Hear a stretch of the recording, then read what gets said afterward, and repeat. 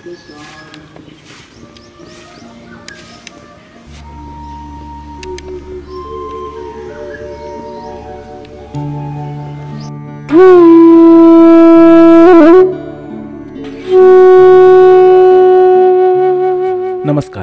शिमग्याच्या मागच्या एपिसोडमध्ये आपण पाहिले होते की होम कसा लावला जातो आणि त्याचा उत्साह आणि जल्लोष हा आपण पाहिलाच आहे.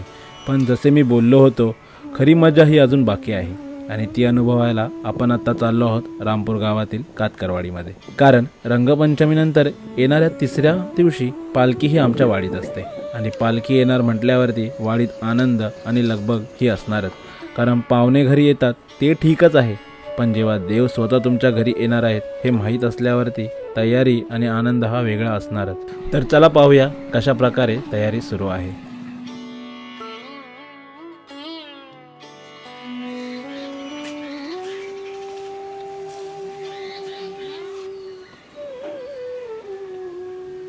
आता तयारी पाहण्यासाठी मी गावात फिरायला निघालो तर पाहतो तर सर्वीकडे कोणी शेणाने अंगण सारवतं आहे, कोणी झाडू मारतं आहे, तर कोणी आपल्या गोट्यामध्ये आपल्या गुरांना व्यवस्थित बांधून ठेवत होता. हा सर्व गोष्टी पाहत पाहत मी माझ्या घराजवळ येऊन पोचलो. ती का परत गाडी चढली तर वरती परत खूप करणार आहे ते.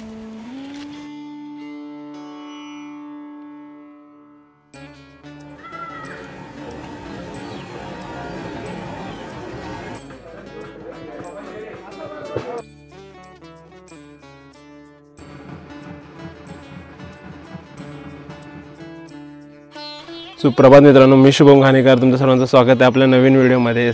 शिमगो वाजताच्या नवीन एपिसोडमध्ये तुमचं सर्वांचं स्वागत आहे. आणि आज पालखी आपल्या गावात आलेली आहे. आज प्रत्येक घराघरामध्ये पालखी जाणार आहे. यालाच भोवनी म्हणतात. भोवनीला आता पालखी निघालेली आहे. ढोलांचा आवाजसुद्धा येतो आहे आता मागे. आपण लेट झालेला आहोत ऑब्व्हियसली आत्ताच. आता आपण तिकडे जाऊयात आणि बघूयात की पालखी कशी प्रत्येक घराघरात जाते आणि लोक कसे त्याचं स्वागत करत आहेत. हे एकंदरीत हा अनुभव कसा असतो हे तुम्हाला मी आज दाखवणार आहे. बघूया कसा असतो आपला अनुभव आणि कसं वाटतं तुम्हाला, मजा वाटते का हा शिमगा बघून.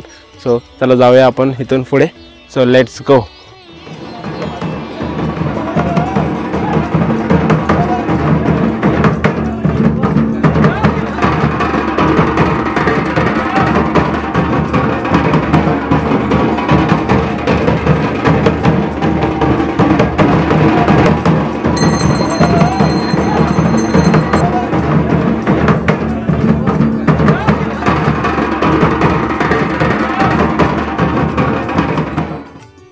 चला तर मग आता पालखी भोवनीला निघालेली आहे आणि पालखी भोवनीला जाणे म्हणजे नक्की काय हे आता आपण समजून घेऊया. पालखी भोवनीला जाणे म्हणजेच गावातील प्रत्येक घरात जाऊन पालखीची पूजा केली जाते, पालखीचा पाहुणचार केला जातो व पालखीची विधिवत अशी पूजा केली जाते. आता हे सर्व पाहण्यासाठीच आपण गावात प्रत्येक घरात फिरणार आहोत. तर या विधीबद्दल आपण हळूहळू का होईना पण समजून घेऊया. मला पूर्ण असं काही माहीत नाही आहे विधीबद्दल, पण मला जे काही तुटकं फुटकं माहीत आहे ते मी नक्कीच तुम्हाला सांगण्याचा प्रयत्न करणार आहे. चला पालखीबरोबर आपण एक एक करून गावातील प्रत्येक घरात जाऊया आणि त्याचा अनुभव घेऊया.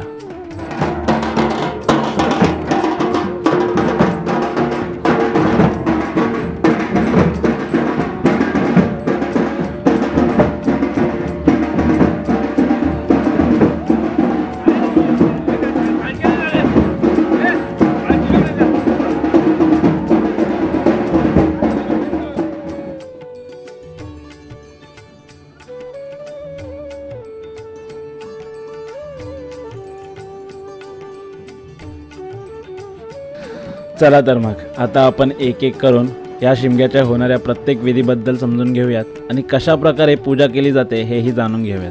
पहिल्यांदा पालखी जेव्हा दारात येते तेव्हा तिचे पाय धुतले जातात.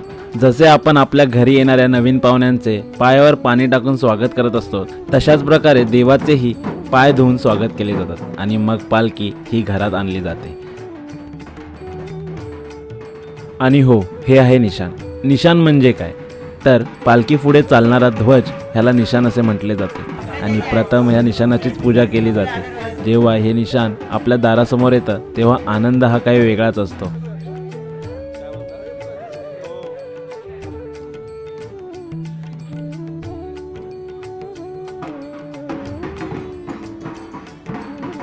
आणि एकदा का निशाणाची पूजा करून झाली की घरामध्ये देवांची ओटी भरली जाते व त्यांनाही नैवेद्य दाखवून त्यांची पूजा केली जाते। आणि अशाच प्रकारे सर्व घरांमध्ये सेम अशाच प्रकारची पूजा करत करत पालखी ही दिवसभर प्रत्येक घरातून फिरत असते।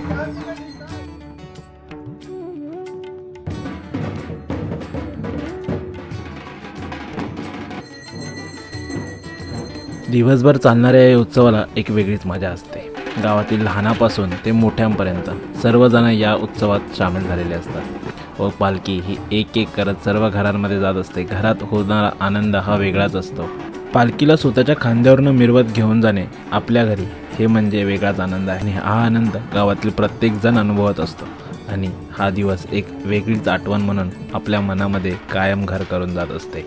पण एवढ्यावरच शिमगा थांबत नाही। गावाची खरी मजा ही संध्याकाळी आहे।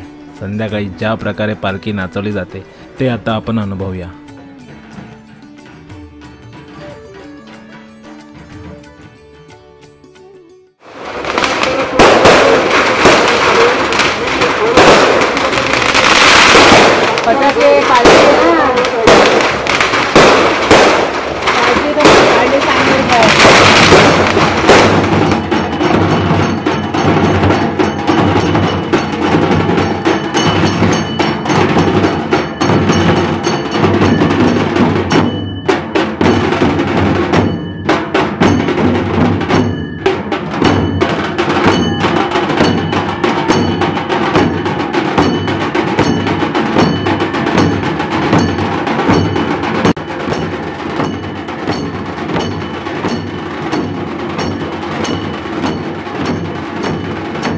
दिवसभर पालखी भोवनीला फिरून झाली की ती येते सानेवरती आणि सानेवरती येण्याआधी तिथे ढोलांचा मोठ्या गजरात तिचं स्वागत केले जाते व पालखीला सानेवर आणले जाते आणि मग दोन्ही पालख्यांची भेट करून दिली जाते।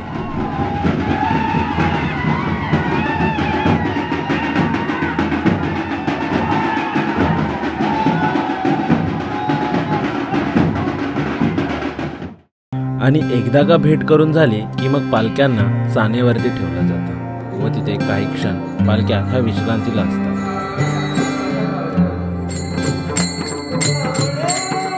जोपर्यंत पालख्या विश्रांती करत असतात तोपर्यंत तिकडे भजन कीर्तनाचा कार्यक्रम आयोजित केलेला असतो व या भजन कीर्तनाच्या कार्यक्रमामध्ये गावातील प्रत्येक माणूस हा एकदम आनंद घेत असतो व कीर्तनाच्या या आनंदामध्ये मंत्रमुग्ध होऊन कीर्तनाचा एक वेगळाच ढंग पाहायला मिळतो।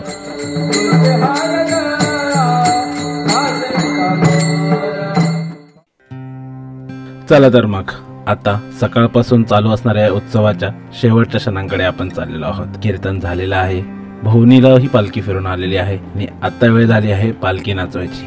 पालखी नाचवण्यासाठी पूर्ण गाव सानेवरती जमा होतो। सान म्हणजे काय हे तर मी तुम्हाला मागच्या एपिसोडमध्ये सांगितलंच आहे। तर सानेवरती सर्व लोक जमा होतात आणि आता पालखी नाचाचा कार्यक्रम सुरू होणार आहे आणि यात जी मजा आहे ही पाहताच बनते। तुम्ही कधी बघितले आहे का पालखी नाचवताना? पालखी नाचवताना पाहण्याचा जो काही आनंद आहे तो वेगळाच आहे। मी हा अनुभव 2 वर्ष झाली अनुभवतोय। नाचवली नाहीये कधी पालखी, पण बघताना असं वाटतं की जणू नाचवताना काय वेगळीच मजा येत असेल। जे पालखी नाचवतायत त्यांच्या चेहऱ्यावरचा आनंद, उत्साह पाहून खूप मजा येत असते आणि तोच आनंद आता आपण एकत्रितरित्या इथे पाहूया। चला।